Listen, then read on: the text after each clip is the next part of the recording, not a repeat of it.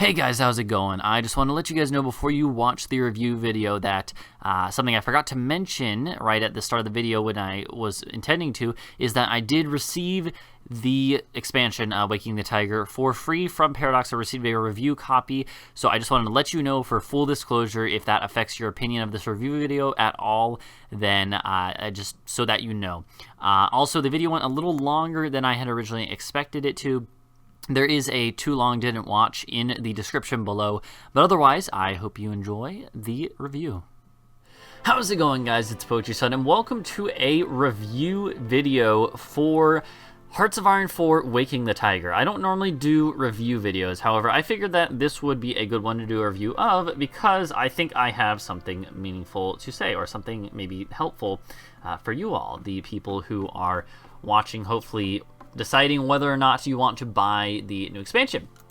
I'm going to try to keep this very short. I don't really want it to be too long. I want it to be fairly easy to comprehend and fairly comprehensible. So I'm basically just going to dive right into it. So if you don't know, the new expansion, I'm not really going to go over like all the features, but I'm going to do sort of a quick overview. Where's the thing? Let's go to here. This is fine. So if you don't know, the new expansion, it brings new focus trees to China, to Manchukuo. I'm butchering that name probably.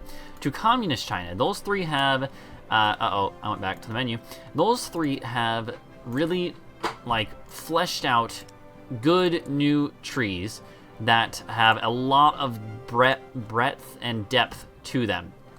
They actually share some components, but all three of those are fairly fleshed out. Shaanxi, Shibe Sanma, I know I'm butchering these names, Xinjiang, Yunnan, and Guangxi Click. Those five all also have a different new tree. They have the same one, but it is a new tree for those five. It's sort of what I called the, I came up with a name with the help of someone on the stream. It is a regional generic focus tree, sort of. It's a regional tree. It's not unique for each of those, but it is different than all the other generic trees for other miners in the world. But the Communist China one and the China one, those two nations I played a good bit as now, they both have a lot of cool options to them. For instance, as Communist China, you can choose to do the Chinese United Front, you can choose to join the Soviets, you can choose to go a more democratic approach instead of communist totalitarianism, and you can choose to like try to take over China democratically. China itself, you can try to like integrate the other miners, you can try to work with the communists, take them over. There's a bunch of different routes you can go. Both of those can do this sort of imperial ambitions after that point when you kick off Japan out of the continent. I have not played as Manchukuo yet, but I know that they have a lot of cool stuff. And all the focus trees out of the ones for Communist China and China, I have had very positive feelings with, and I think that they have a lot of great changes. That, however, is the main thing that this expansion adds, and this is sort of the point of this expansion, is that I personally, we're going to talk a little more about this, but right off the bat, I want to say that this expansion, I think, is, in my opinion, 2 thumbs up. Definitely you should buy it if you ever are going to play in China at all. It doesn't matter, like, I think as long as you're going to play in China ever, even if you only really care about Communist China or you only care about Nationalist China, you know, I think it is worth it, and I would give it 2 thumbs up. If you are ever interested in playing in China, I think it is absolutely worth it. However, if you are not interested in playing in China ever when you're playing this game, I would say I would have a lot harder time recommending it. Because while the focus trees are really good and I think add a lot of breadth and depth to the region, there's not too much else to this expansion. I have the page open back here, but so there are some other I'm gonna go through the other ones that aren't related to China. So there are chain of command, and actually let's go and hop in here. It doesn't really matter who as who. I don't care.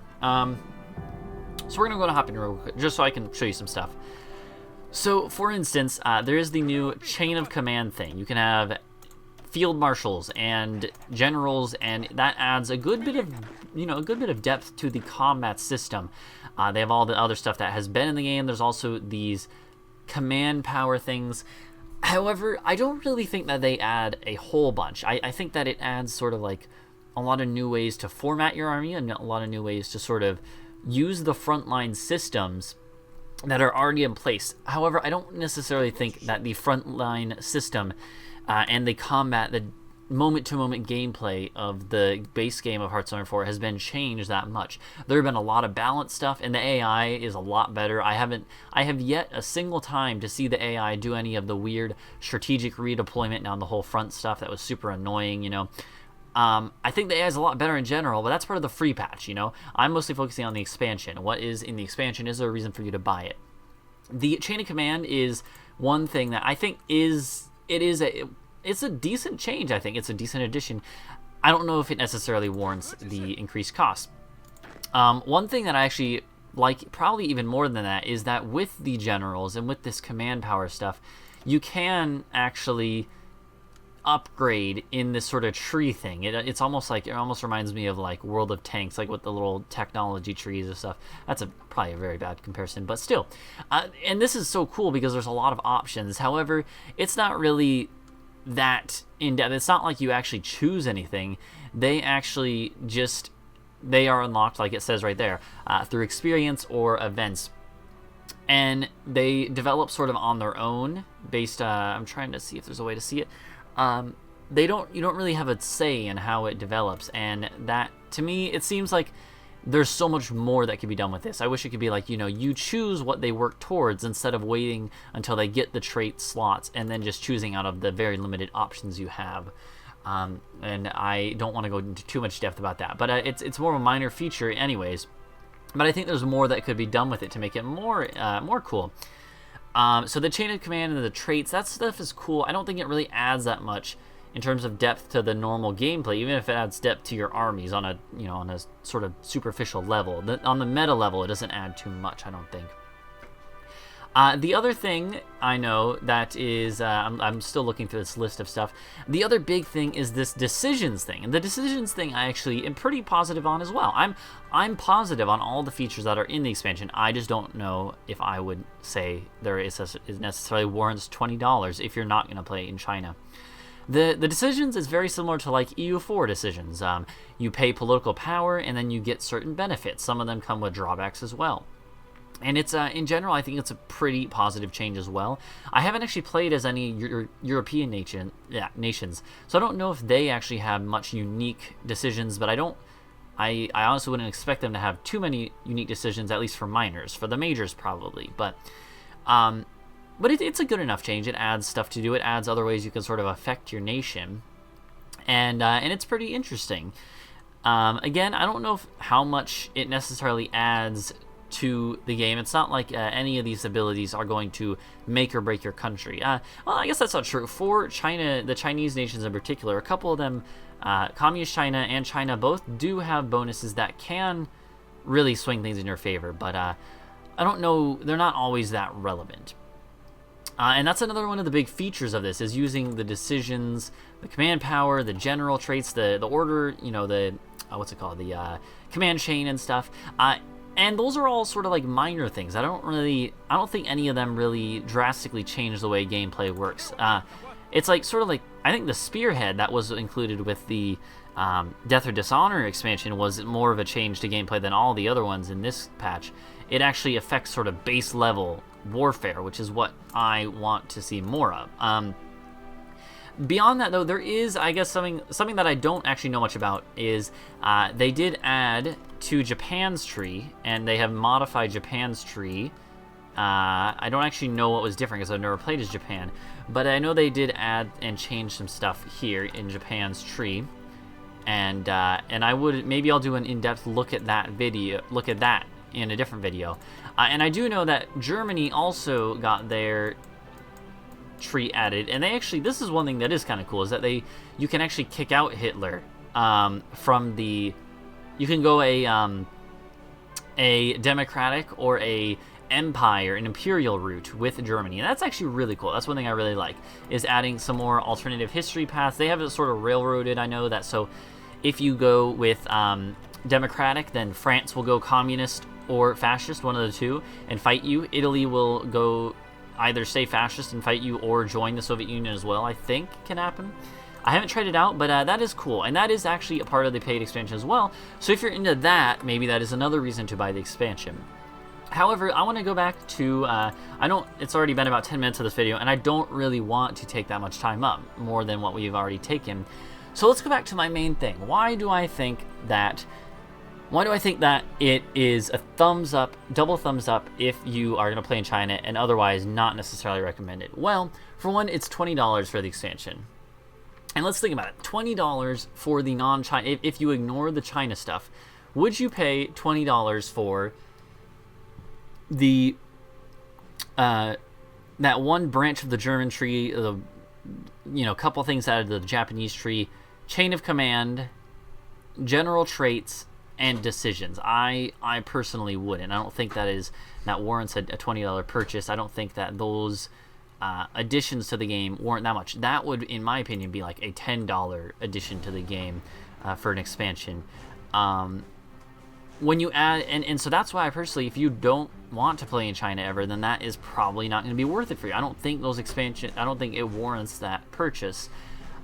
If you just want to support the developer, support Paradox, that's fine as well. I totally get that, but I personally just don't think it is, pays for itself, or obviously it doesn't pay for itself. You know what I mean? As for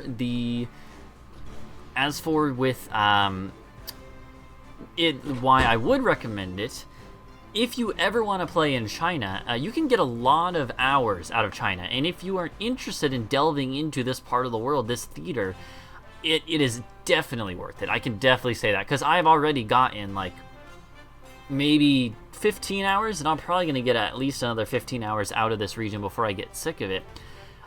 There is a lot that you can do here if you're interested in playing as any of these nations. Even if you just want to play as China, Nationalist China once, Communist China once maybe, I would still say it's worth it, because it's like, there's a lot to do there. It fleshes it out so much and adds a lot of cool flavor to the area. And beyond that, there's a lot of replayability added to the region, I think, is the other thing. For instance, as our country, as Nationalist China, we can go sort of the United Front route. We can go sort of a warfare route, just conquer everything with manpower, and that's what I've done in my YouTube campaign. You can go for that's what, for Nationalist China, they don't necessarily have super crazy options. But once you get to like the late game, you have to basically decide who do you want to align with. Do you want to be aligned with the Soviets, with Germany, with the French or Britain or the US? You could even collaborate with Japan. When you get to this part at the end, especially, I think that's one cool thing, is that there are the options early on dealing with China, with the warlords and with the PRC, and then dealing with Japan. But then after all that, then you can decide to keep going, and you can try to basically puppet and sort of create a democratic faction in Asia, where you try to like free India, you try to free Mongolia, free Korea. You can get all these other that's one option. You could do the Imperial Legacy, which is sort of conquering everything, conquering Japan included, Japan, Korea, Indochina. You can go this way, where you try to, either integrate or conquer Tibet and conquer Mongolia and India. There's a lot you can do there, and I really like that. So basically, that's just for Nationalist China too. You can go any of those routes. You could play one round where you go China and just conquer everything. You could do another where you try to be democratic. You try to hold on to your faction, the Chinese United Front, and work together for the whole game. Try to free the British Raj, maybe. That's just Nationalist China. Communist China, you could easily do the same thing. Communist China also has the sort of choices between the Soviet Union, between doing your own sort of, Maoist doctrine, which is what happened historically, or you can go for social democracy and try to overtake Chiang Kai-shek's position peacefully. Maybe not so peacefully, but, basically trying to go less communist and more, more moderate, and try to take over China, take Nationalist China's position, and not necessarily go to war with them and stuff. They also eventually have the decisions with the other powers, and eventually you can determine with them what to do. So you can be sort of like, you can role play a whole bunch. You can be a Communist China that joins the Comintern. You can be a Communist China that goes more, democratic, and then becomes what Nationalist China basically is at the start of the game. You can go a communist China that stands on their own, maybe works in the United Front, and then takes over China, and that's what I've been doing in my Twitch stream game.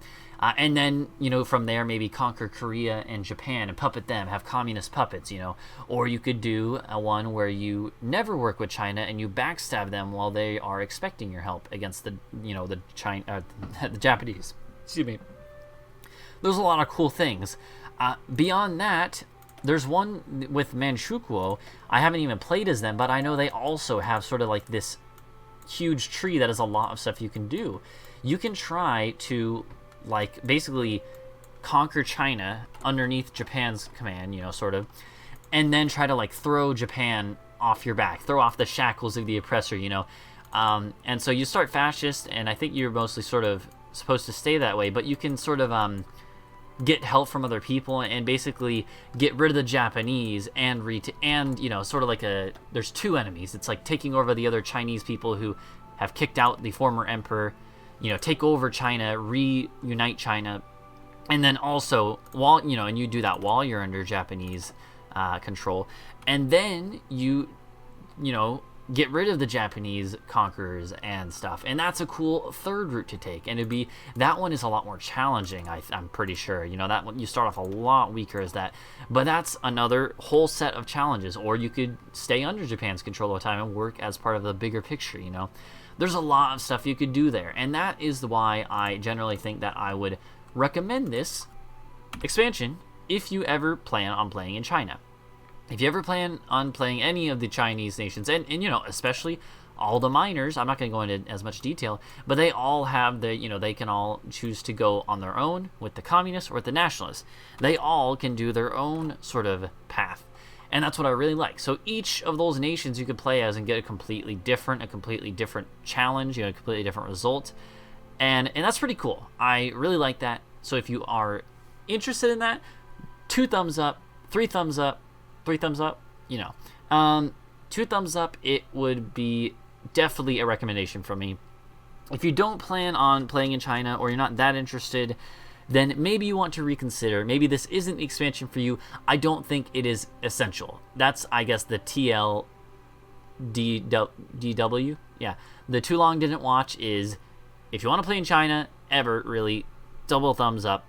If you don't want to play in China, maybe this isn't the expansion for you, and it is certainly not what I would call a essential. That's the word. Essential expansion. It is not essential. It's not a core expansion. It is a regional focused expansion mainly. Anyways, that is my review for Waking the Tiger. I don't normally do number reviews, and I'm not going to do one for this because I don't think it really needs one. I've explained my thoughts on it. It's basically, it's binary. It's like, should you buy it? Is it, or not even should you buy it? It's like, is it worth the purchase, in my opinion? A, yes. B, no. And it's sort of both in this case. It depends on you, but I've given you sort of my thoughts when it would be worth it and when it wouldn't be. I think that's going to pretty much do it for this video. I normally don't do reviews, like I said, but I thought that I had sort of some clear thoughts about when I think it would be worth it, and I hope that it maybe will help you make an informed decision about buying the expansion. Anyways, if you want to watch more gameplay, we didn't have any gameplay, obviously, in this video. If you want to watch gameplay, feel free to go watch the series I currently have. I have one as Nationalist China. I have one as Communist China as well. That's from Twitch VODs. And you can see more gameplay there if you want to have more information. But in any case, if you enjoyed, if this has helped you make a more informed decision, please leave a like and subscribe for more. It really does help the channel out a ton. And I would love to hear your feedback in the comments below. Thank you for watching, and I'll see you guys next time. Bye-bye.